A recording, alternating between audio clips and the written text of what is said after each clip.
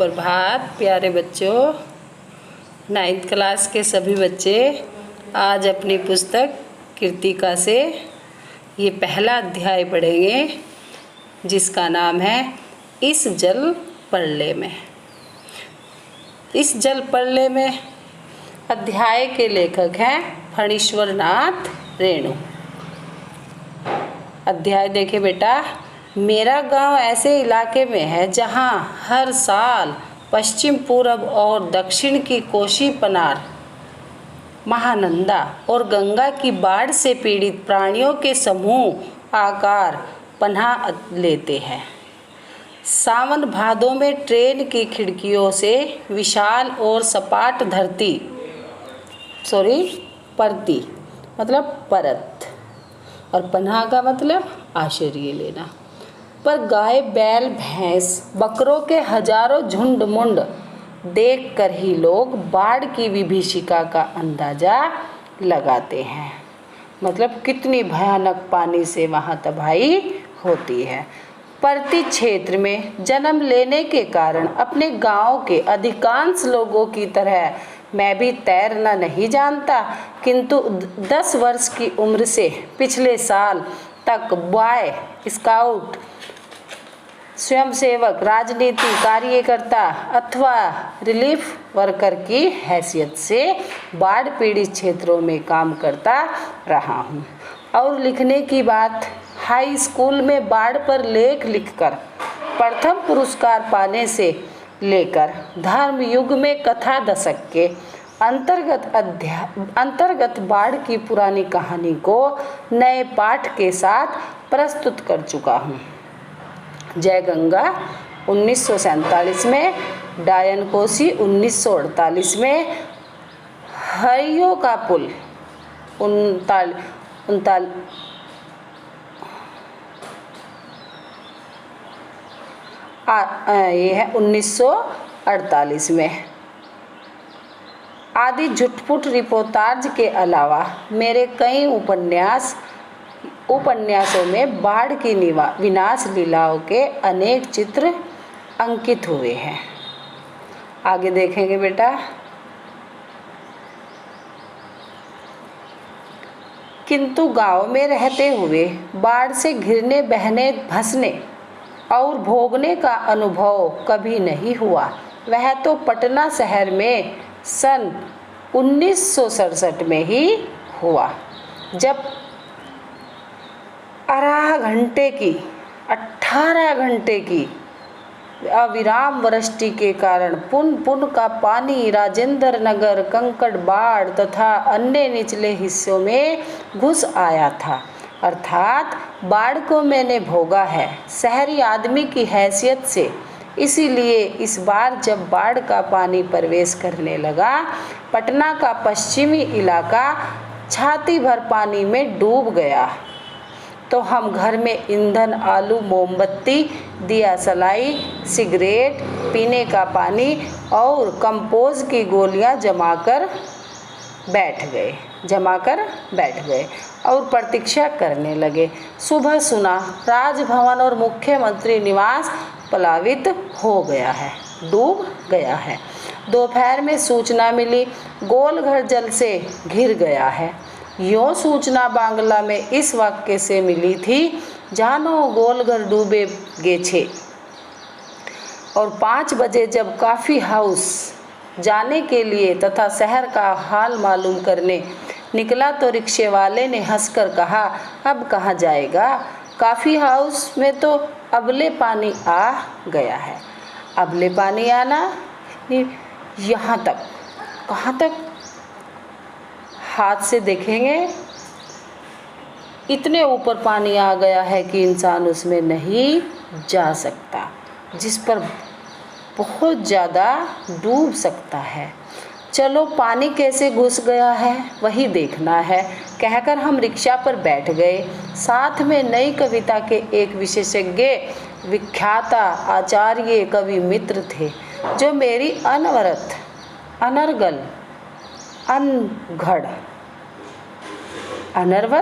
निरंतर, लगातार और अनर्गल, बेतुकी, विचारहीन मेरी मनमानी और अनगढ़ बेडोल टेढ़ा मेढ़ा अपने आप में कुछ बोलना। गद्यमय यानी गद्यमय शोक्ति स्वगतोक्ति से कभी बोर नहीं होते थे। पांचवें यानी अपने आप में कुछ बोलना, बोर नहीं होते। धन्य है, धन्य क्या है? Motor scooter tractor motorcycle truck टमटम साइकिल रिक्शा पर और पैदल लोग पानी देखने जा रहे हैं। लोग पानी देखकर लौट रहे हैं। देखने वालों की आंखों में जुबान पर एक ही जिज्ञासा, पानी कहाँ तक आ गया है। देखकर लौटते हुए लोगों की बातचीत फ्रेजर रोड पर आ गया है। आ गया क्या? पार कर गया? श्री कृष्णापुरी पाटलिपुत्र, क्या बोला? श्री कृष्णापुरी पाटलिपुत्र है, Pataliputra colony boring road industrial area का कहीं पता नहीं है। मतलब सब पानी में डूब गए हैं। भाचारजी रोड पर पानी आ गया होगा, छाती भर पानी है। वीमेंस कॉलेज के पास डुबाव पानी है। आ रहा है, आ गया, घुस गया, डूब गया, बह गया। हम जब कॉफ़ी हाउस के पास पहुँचे, कॉफ़ी हाउस बंद कर दिया गया था। सड़क के किनारे एक मोटी डोरी की शक्ल में गेरवा झाग फेन में उलझा पानी तेजी से सरकता आ रहा था। गेरवा झाग पानी में जब मिट्टी मिल जाती है तो उसका रंग ऐसा बन जाता है, भूरा। मैंने कहा, आचार्य जी आगे जाने की ज़रूरत नहीं है, वो देखिए आ रहा है मृत्यु का तरल दूत। पानी क्या है? तरल है। और जब वो बाढ़ बन के आया तो लोगों की मृत्यु बन गया। आतंक के मारे मेरे दोनों हाथ बरबस जुड़ गए और सभ्य परिणाम निवेदन में मेरे मुंह से कुछ अस्फुट शब्द निकले। हाँ, मैं बहुत कायर और डरपोक हूँ। रिक्शा वाला बहुत बहादुर है, कहता है चलिए ना थोड़ा और आगे। भीड़ का एक आदमी बोला, ए रिक्शा करंट बहुत तेज है, आगे मत जाओ। मैंने रिक्शा वाले से अनुनय भरे स्वर में कहा, लौटा ले भैया, आगे बढ़ने की ज़रूरत नहीं। रिक्शा मोड़कर हम अप्सरा सिनेमा हॉल, सिनेमा शोभन के बगल से गांधी मैदान की ओर चले। प्लेस होटल और इंडियन एयरलाइंस दफ्तर के सामने पानी भर रहा था। पानी की तेज धारा पर लाल हरे नियन विज्ञापनों की परछाइयाँ सैकड़ों रंगीन सांपों की सृष्टि से क्या करते हैं? सृष्टि कर रही थी। गांधी मैदान की रेलिंग के सहारे हजारों लोग खड़े देख रहे थे। दशहरा के दिन रामलीला के नाम के रथ की प्रतीक्षा में जितने लोग रहते हैं उससे कम नहीं थे। गांधी मैदान के आनंद उत्सव, सभा सम्मेलन और खेल कूद की सारी स्मृतियाँ पर धीरे धीरे एक गैरिक आवरण आच्छादित हो रहा था, आच्छादित ढका सा जा रहा था। हरियाली पर सहने सहने पानी फिरते देखने का अनुभव सर्वथा नया था। सहने सहने धीरे धीरे। इसी बीच एक अधेड़ मुस्टन और गंवार जोर जोर से बोल रहा, क्या बोला? उठा। यह जब दानापुर डूब रहा था तो पटनिया बाबू लोग उलटकर देखने भी नहीं गए। अब बुझो, मैंने अपने आचार्य कवि मित्र से कहा, पहचान लीजिए, यही है वह आम आदमी जिसकी खोज हर साहित्यिक गोष्ठियों में होती रहती है। उसके वक्तव्य में दानापुर के बदले उत्तर बिहार अथवा कोई भी बाढ़ग्रस्त ग्रामीण क्षेत्र जोड़ दीजिए। शाम के 7:30 बज चुके और आकाशवाणी के पटना केंद्र से स्थानीय समाचार प्रसारित हो रहा था। पान की दुकानों के सामने खड़े लोग चुपचाप उत्कृष्ट होकर सुन रहे थे। पानी हमारे स्टूडियो की सीढ़ियों तक पहुंच चुका है और किसी भी क्षण स्टूडियो में प्रवेश कर सकता है। समाचार दिल दहलाने वाला था। कलेजा धड़क उठा। मित्र के चेहरे पर भी आतंक की कई रेखाएं उभरी, किंतु हम तुरंत ही सहज हो गए, यानी चेहरे पर चेष्टा करके सहजता से ले आए। क्या ले आए? क्योंकि हमारे चारों ओर कहीं कोई परेशान नजर नहीं आ रहा था। पानी देखकर लौटते हुए लोग आम दिनों की तरह हंस बोल रहे थे, बल्कि आज तनिक अधिक ही उत्साहित थे। हाँ, दुकानों में थोड़ी हड़बड़ी थी। नीचे के सामान ऊपर किए जा रहे थे। रिक्शा, टमटम, ट्रक और टेम्पो पर सामान लादे जा रहे थे। खरीद बिक्री बंद हो चुकी थी। पान वालों की बिक्री अचानक बढ़ गई थी। आसन्न संकट से कोई प्राणी आतंकित नहीं दिख रहा था। यानी मतलब इतना सन्नाटा छाया हुआ था कि कोई प्राणी आतंकित नहीं दिख रहा था। आसन चुपचाप सब वहाँ पर थे। पाने वाले के आदमकद आईने में उतने लोगों के बीच हमारी ही सूरतें मुहर्रम में नजर आ रही थी। मुझे लगा अब हम यहाँ थोड़ी देर भी ठहरेंगे, क्या होगा? तो वहाँ खड़े लोग किसी भी अक्सर उठाकर हम पर हंस सकते थे। जरा इन बुज़दिलों का हुलिया देखो, क्योंकि वहाँ ऐसी ही बातें चारों ओर से उछाली जा रही थी। एक बार डूब ही जाए धनुष कोटि की तरह पटना लापता न हो जाए कहीं, सब पाप धुल जाएगा। चलो गोल घर के मुंडे पर तलाश की घी लेकर बैठ जाएं। 20 कोमान बिल्डिंग की छत पर क्यों नहीं भाई, यही माकूल मौका है इनकम टैक्स वालों को। इसी मौके पर काले कारोबारियों के घर पर छापा मारना चाहिए। आसामी बामाल राजेंद्र नगर चौराहे पर मैगनीज कॉर्नर की आखिरी सीढ़ियों पर पत्र पत्रिकाएं पूर्ववत बिछी हुई थी। सोचा 1 सप्ताह की खुराक एक ही साथ ले लूँ। क्या ले लूँ? हेडली चेंज या एक ही सप्ताह में फ्रेंच जर्मन सिखा देने वाली किताबें अथवा योग सिखाने वाली कोई सचित्र किताब। मुझे इस तरह किताबों को उलटते पलटते देखकर दुकान का नौजवान मालिक कृष्णा पता नहीं क्यों मुस्कुराने लगा। किताबों को छोड़ कई हिंदी, बांग्ला और अंग्रेजी सीने पत्रिकाएं लेकर लौटा।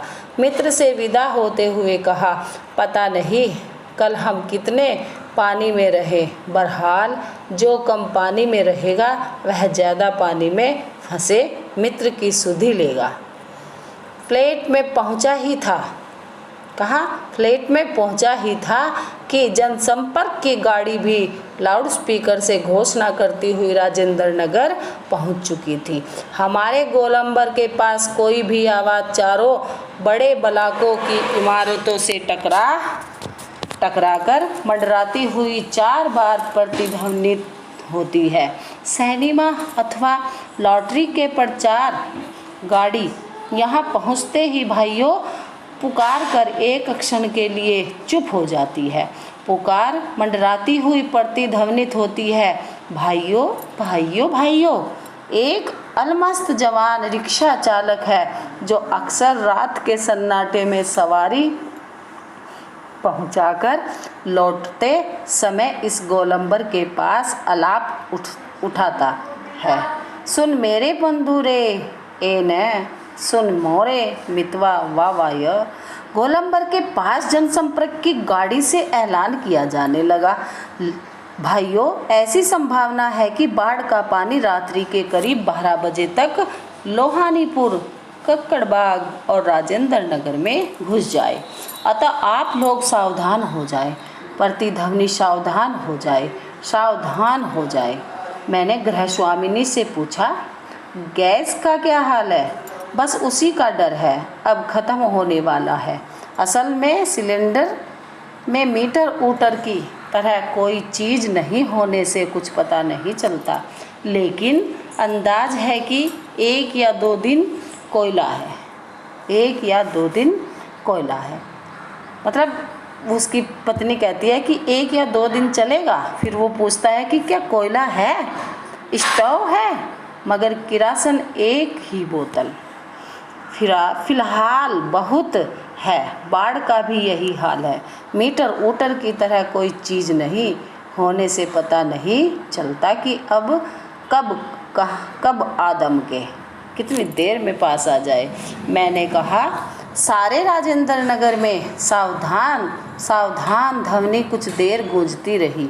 ब्लॉक के नीचे की दुकानों से सामान हटाए जाने लगे। मेरे फ्लैट के नीचे के दुकानदार ने बताया, क्या बताया पता नहीं, क्यों इतना कागज इकट्ठा कर रखा था। एक अलाव लगाकर सुलगा दिया। हमारा कमरा धुएं से भर गया। सारा शहर जगा हुआ है। पश्चिम की ओर कान लगाकर सुनने की चेष्टा करता हूँ। हाँ, पीर मुहानी या सालिमपुरा अहरा अथवा जनक किशोर नवल किशोर रोड की ओर से कुछ हलचल की आवाज़ आ रही है। लगता है 1-1:30 बजे रात तक पानी राजेंद्र नगर पहुँचेगा। सोने की कोशिश करता हूँ लेकिन नींद आएगी भी नहीं। कंपोज की टिकियाँ अभी नहीं। कुछ लिखूं, किंतु क्या लिखूं? कविता? शीर्षक बाढ़ आकुल प्रतीक्षा। धत, नींद नहीं। स्मृतियाँ आने लगी एक एक कर, चलचित्र के बेतरतीब दृश्यों की तरह। 1947 मनिहारी, तब पूर्णिया अब कटिहार जिला। तब उसे पूर्णिया कहते थे, अब उसे कटिहार जिला के इलाके में गुरुजी सतीनाथ भादुड़ी के साथ गंगा मैया की बाढ़ से पीड़ित क्षेत्र में हम नाव पर जा रहे हैं। चारों ओर पानी ही पानी। दूर एक द्वीप जैसा बालूचर दिखाई पड़ा। हमने कहा, वहाँ चलकर जरा चहलकदमी करके टांगे सीधी कर लें। भादुड़ी जी कहते हैं, किंतु सावधान, इसी जगह पर कदम रखने से पहले, मतलब ऐसी जो जगह होती है उस पर कदम रखने से पहले यह मत बोलना कि तुमसे पहले ही वहाँ हर तरह के प्राणी शरणार्थी के रूप में मौजूद मिलेंगे। और सचमुच चींटी से लेकर सांप बिच्छू और लोमड़ी सियार तक यहाँ पनाह ले रहे थे। भादुड़ी जी की हिदायत थी, हर नाव पर पका ही घाव, पानी में पैर की उंगलियां सड़ जाती हैं।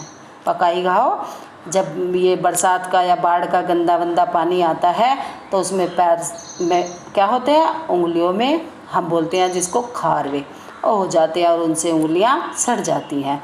तलवों में भी घाव हो जाता है। कि दवा, दिया सलाई की डिबिया और किरासन तेल रहना चाहिए। और सचमुच हम जहाँ जाते, खाने पीने की चीज़ से पहले पकाही घाव की दवा और दिया सलाई की मांग होती। 1949 में उस बार महानंदा की बाढ़ से घिरे वापसी थाना के एक गांव में हम पहुँचे। हमारी नाव पर रिलीफ के डॉक्टर साहब थे। गांव के कई बीमारों को नाव पर चढ़ाकर कैंप में ले जाना था। एक बीमार नौजवान के साथ उसका कुत्ता भी कोई करता हुआ नाव पर चढ़ाया। डॉक्टर साहब कुत्ते को देखकर भीषण भयभीत हो गए और चिल्लाने लगे, अरे कुकुर नहीं, कुकुर भगाओ। बीमार नौजवान छप से पानी में उतर गया। हमारा कुकुर नहीं जाएगा तो हम नहीं जाएगा, मतलब कुत्ता भी नहीं जाएगा तो हम भी नहीं जाएगा। फिर कुत्ता भी छपाक पानी में गिरा। हमारा आदमी नहीं जाएगा तो हम नहीं जाएगा। परमान नदी की बाढ़ में डूबे हुए एक मुसहरों की बस्ती में हम राहत बांटने गए। खबर मिली थी कि कई दिनों से मछली और चूहों को झुलसाकर खा रहे हैं, किसी तरह जी रहे हैं। किंतु टोले के पास जब हम पहुँचे तो ढोलक और मंजीरा की आवाज़ सुनाई पड़ी। जाकर देखा, एक ऊंची जगह मचान बनाकर स्टेज की तरह बनाया गया है। बलवाही नाच हो रहा था। वो एक प्रकार का नाच है। लाल साड़ी पहनकर काला कलूटा नटुआ दुल्हन का हाव भाव दिखला रहा था, यानी वह धानी है, धानी घर छोड़कर मायके भागी जा रही है और उसका घरवाला पुरुष यानी घरवाला मतलब पुरुष उसको मनाकर राह से लौटाने गया है। इस पद के साथ ही ढोलक पर द्रुत ताल बजने लगा। धाड़िग गिड़ चकैके चक धूम, चकैके चक धूम, चक धूम, चक धूम। कीचड़ पानी में लथपथ भूखे प्यासे नर नारियों के झुंड में मुक्त खिलखिलाहट लहरें लेने लगती हैं। हम रिलीफ बांटकर भी ऐसी हंसी उन्हें दे सकेंगे क्या? शास्त्री जी आप कहाँ हैं? बलवाही नाच की बात उठते ही मुझे अपने परम मित्र भोला शास्त्री की याद हमेशा क्या आ जाती है। यह एक बार 1937 में सिमरवनी शंकरपुर में बाढ़ के समय नाव को लेकर लड़ाई हो गई थी। मैं उस समय बालचर बॉय स्काउट था। गांव के लोग नाव के अभाव में वे क्या करते थे कि पौधे का वे भेला बनाकर किसी तरह काम चला रहे थे और वही जमींदार के लड़के नाव पर हारमोनियम तबला के साथ जिंजीर जल विहार करने निकले थे। गांव के नौजवानों ने मिलकर उनकी नाव छीन ली थी। थोड़ी मारपीट भी हुई थी, है ना, थोड़ी मारपीट भी हुई थी। आगे देखेंगे। और 1967 में जब पुनपुन का पानी राजेंद्र नगर में घुस आया था, एक नाव पर कुछ सजे धजे युवक और युवतियों की टोली किसी फिल्म में देखे हुए कश्मीर के आनंद घर बैठे लेने के लिए निकली थी। नाव पर स्टोव जल रहा था, केतली चढ़ी हुई थी, बिस्कुट के डिब्बे खुले हुए थे। एक लड़की प्याली में चम्मच डालकर एक अनोखी अदा से नेस्कैफे के पाउडर को मथ रही थी, एस्प्रेसो बना रही थी शायद। दूसरी लड़की बहुत मनोयोग से कोई सचित्र और रंगीन पत्रिका पढ़ रही थी। एक युवक दोनों पाँवों को फैलाकर बांस की लग्गी से नाव खे रहा था। दूसरा युवक पत्रिका पढ़ने वाली लड़की के सामने अपने घुटने पर कोहनी टेक कर कोई मनमोहक डायलॉग बोल रहा था। पूरे वॉल्यूम में बजते हुए ट्रांजिस्टर पर गाना आ रहा था। हवा में उड़ता जाए मोरा लाल दुपट्टा मलमल का। हो जी हमारे ब्लॉक के पास गोलंबर में नाव पहुंची थी कि अचानक चारों ब्लॉक की छतों पर खड़े लड़कों ने एक ही साथ किलकारियों, सीटियों, फब्तियों की वर्षा कर दी और इस गोलंबर में किसी भी आवाज़ की प्रतिध्वनि मंडरा कर गूंजती है। सो सब मिलकर स्वयं ही जो ध्वनि संयोजन हुआ उसे बड़े से बड़े गुणी संगीत निर्देशक बहुत कोशिश के बावजूद नहीं कर पाते। उन फुअड युवकों की सारी एग्जिबिशनिज्म जो के प्रदर्शनी जिसको बोल देते हैं, तुरंत छूमंतर हो गई और युवतियों के रंगे लाल लाल होठ और गाल काले पड़ गए। नाव पर अकेला ट्रांजिस्टर था जो पूरे दम के साथ मुखर था, मतलब बोल रहा था, नैया तोरी मझधार होशियार होशियार, काहो राम सिंगार पनिया आ रहो है, मतलब पानी आ रहा है, ओहू न आ रहो है। 2:30 बज गए मगर पानी अब तक आया नहीं लगता है। कहीं अटक गया अथवा जहाँ तक आना था आकर रुक गया अथवा तटबंध पर लड़ते हुए इंजीनियरों की जीत हो गई शायद, या कोई देवी चमत्कार हो गया। नहीं तो पानी कहीं भी जाएगा तो किधर से? रास्ता तो इधर से ही है। चारों ब्लॉकों के प्राय सभी फ्लैटों की रोशनी जल रही है, बुझ रही है, सभी जगे हुए हैं। कुत्ते रह रहकर सामूहिक रुदन कर रहे हैं, मतलब रो रहे हैं, और उन्हें राम सिंगार की मंडली डांट कर चुप करा देती है। चौप चौप। मुझे अचानक अपने उन मित्रों और स्वजनों की याद आई जो कल से ही पाटलिपुत्र कॉलोनी, श्री कृष्णपुरी, बोईगंग रोड के अथाह जल में गिरे हैं। जितेंद्र जी, विनीता जी, बाबू भैया, इंदिरा जी पता नहीं कैसे हैं, किस हाल में हैं वे। शाम को वे एक बार पड़ोस में जाकर टेलीफोन करने के लिए चोंगा उठाया। बहुत देर तक कई नंबर डायल करता रहा। उधर सन्नाटा था एकदम, कोई शब्द नहीं, टूं फूं कुछ भी नहीं। बिस्तर पर करवट लेते हुए फिर एक बार मन में हुआ कुछ लिखना चाहिए, लेकिन क्या लिखना चाहिए? कुछ भी लिखना संभव नहीं, और क्या जरूरी है कि कुछ लिखा ही जाए? नहीं, फिर स्मृतियों को जगाऊं तो अच्छा। पिछले साल अगस्त में नरपतगंज थाना चकर दहा गांव के पास छाती भर पानी में खड़ी एक आसन्न परसवा हमारी और गाय की तरह टुकुर टुकुर देख रही थी, जो बच्चे को जन्म देती है। आसन्न परसवा जो बच्चे को जन्म देती है। नहीं, अब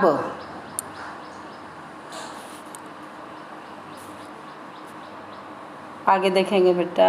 नहीं, अब भूली बिसरी याद नहीं, बेहतर है आंखें मूंद कर सफ़ेद भेड़ों के झुंड देखने की चेष्टा करूं। उजले उजले सफ़ेद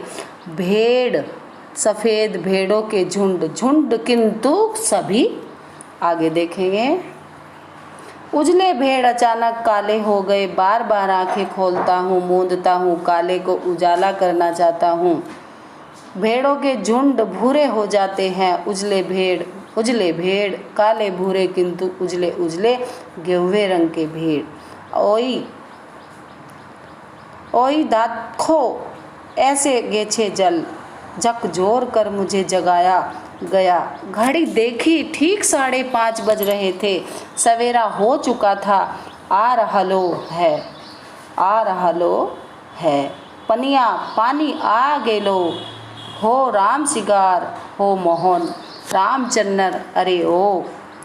आंखें मलता हुआ उठा पश्चिम की ओर। थाना के सामने सड़क पर मोटी डोली की शक्ल में मुंह में झाग फेन लिए पानी आ रहा है, ठीक वैसा ही जैसा शाम को कॉफ़ी हाउस के पास देखा था। पानी के साथ साथ चलता हुआ, किलोल करता हुआ बच्चों का एक दल उधर पश्चिम दक्षिण कोने पर दिनकर अतिथिशाला से और आगे बस्ती के पास बच्चे कूद क्यों रहे हैं? किलोल मतलब शोर।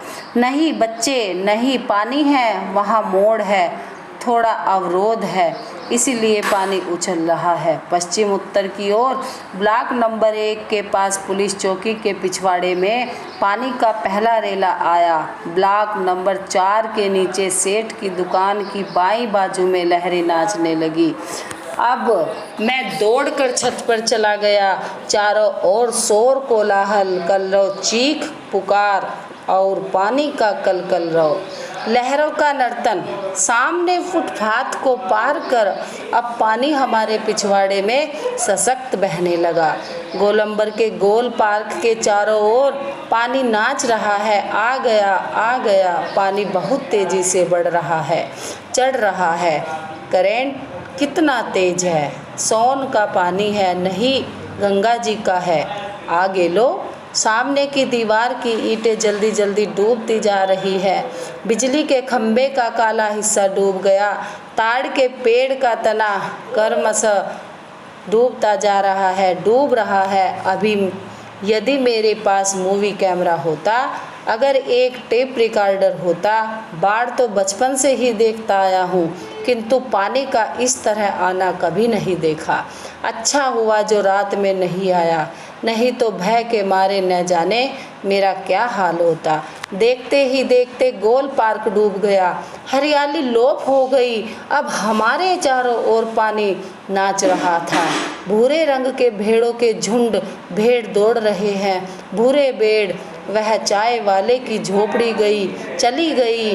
काश मेरे पास एक मूवी कैमरा होता, एक टेप रिकॉर्डर होता तो क्या अच्छा होता। अच्छा है, कुछ भी नहीं। कलम थी, वह भी चोरी चली गई। अच्छा है, कुछ भी नहीं मेरे पास। लेखक कहता है कि इतनी तबाही को मैं देख रहा हूँ, इतनी तबाही को देख रहा हूँ। कभी सोचता हूँ इसको कैमरे में कैद कर लूँ, कभी सोचता हूँ इसको कलम की ताकत से लिख डालूँ, कभी सोचता हूँ कि इसको रिकॉर्ड कर डालूं, परंतु उस दुख भरी तबाही की बाढ़ को देखकर लेखक सोचता है कि अच्छा है मेरे पास कुछ नहीं है। क्यों? क्योंकि मुझे कम से कम उसके बहने का डर नहीं है, जो होगा देखा जाएगा। अब बेटा प्रश्न उत्तर देखेंगे। बाढ़ की खबर सुनकर लोग किस तरह की तैयारी करने लगे?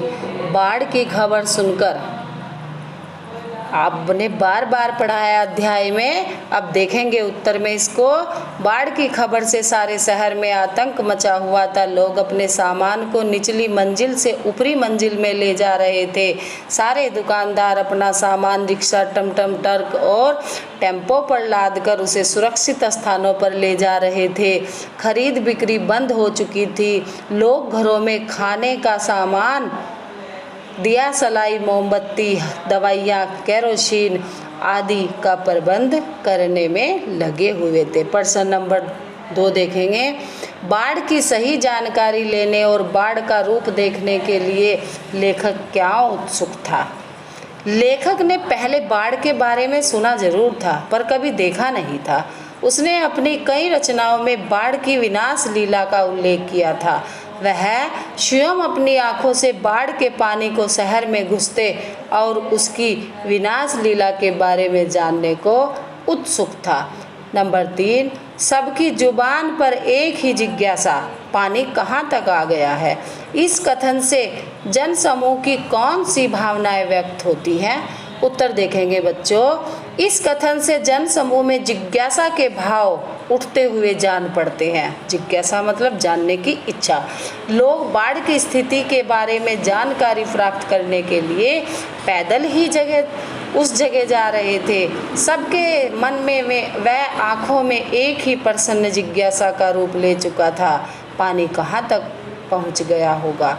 उनके मन में यही प्रश्न उठ रहे थे कि पानी कौन कौन से हिस्से को निगल गया होगा। उन्हें अभी बाढ़ के पानी का भय नहीं सता रहा था, वे बस बाढ़ के पानी की गति के विषय में जिज्ञासु थे।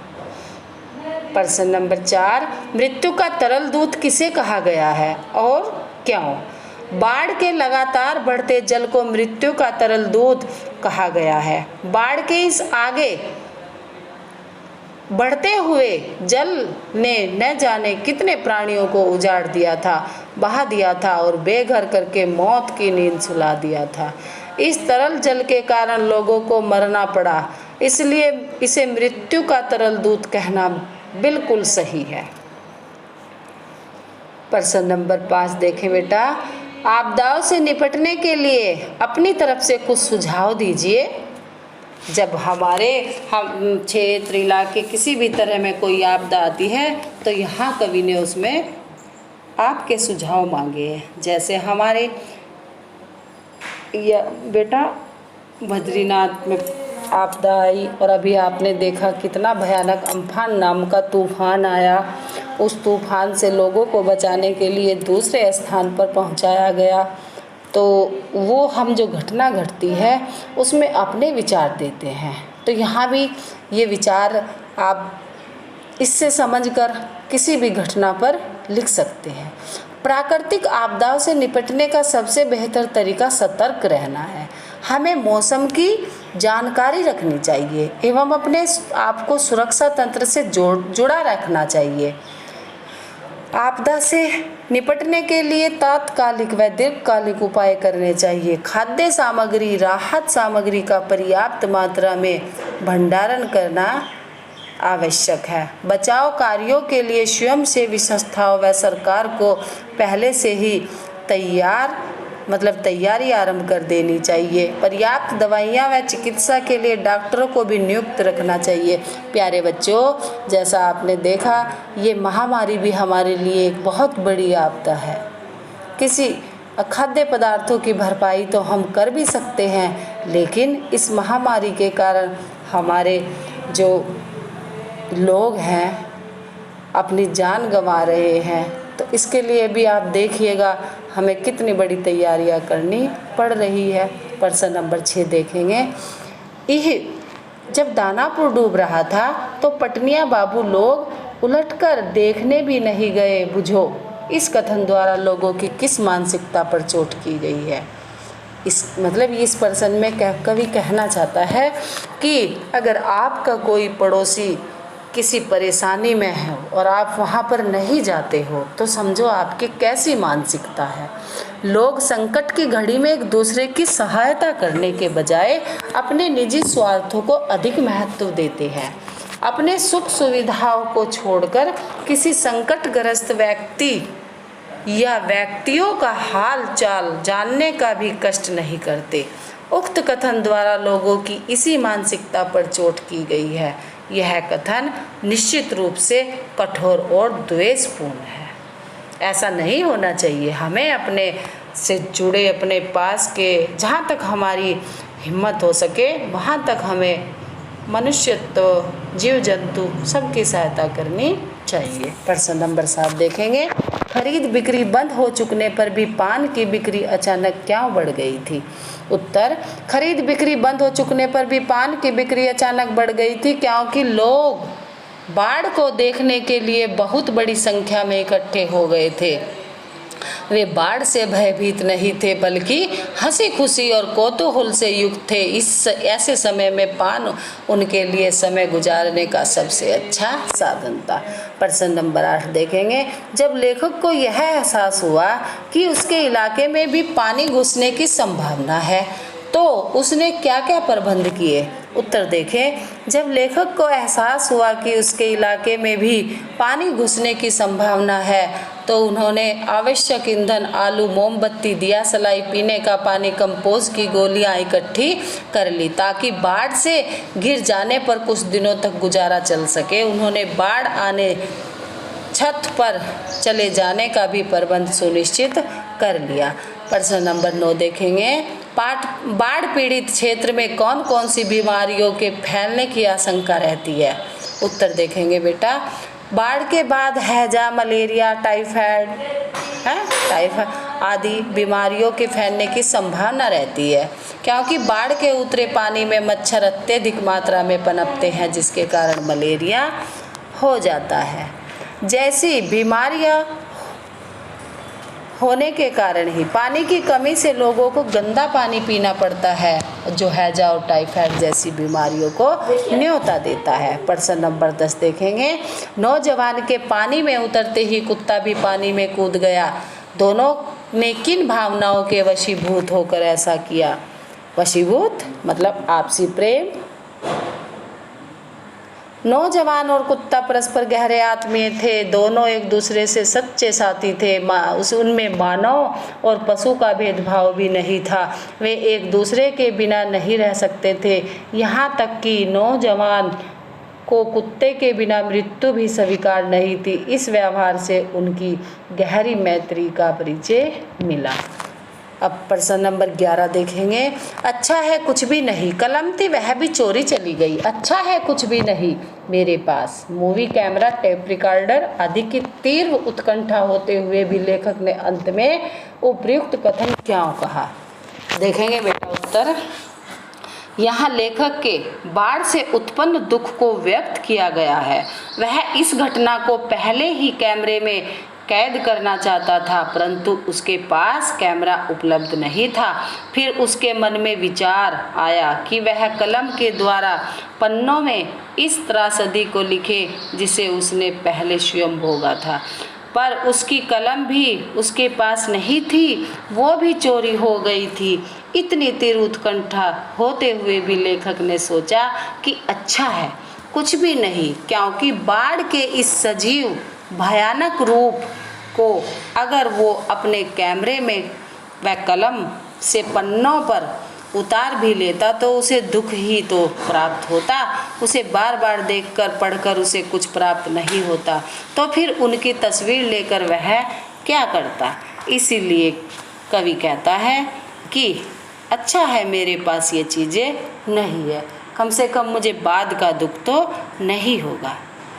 तो प्यारे बच्चों, ये अध्याय हमारे ऊपर आई हुई प्राकृतिक आपदा के बारे में समझाने के लिए था। जब प्राकृतिक आपदाएं आती हैं उन्हें से हमें कैसे निपटना पड़ता है, हर चीज़ के लिए तैयार रहना पड़ता है। इस प्रकार का हमारे पास निबंध भी लिखने को आता है हिंदी में, तो ये पाठ हमें वहाँ तक पहुँचाने में भी मदद करता है। सभी बच्चे इस कार्य को स्वच्छता और शुद्धता के साथ करेंगे, अच्छे से लेसन को पढ़ेंगे। धन्यवाद।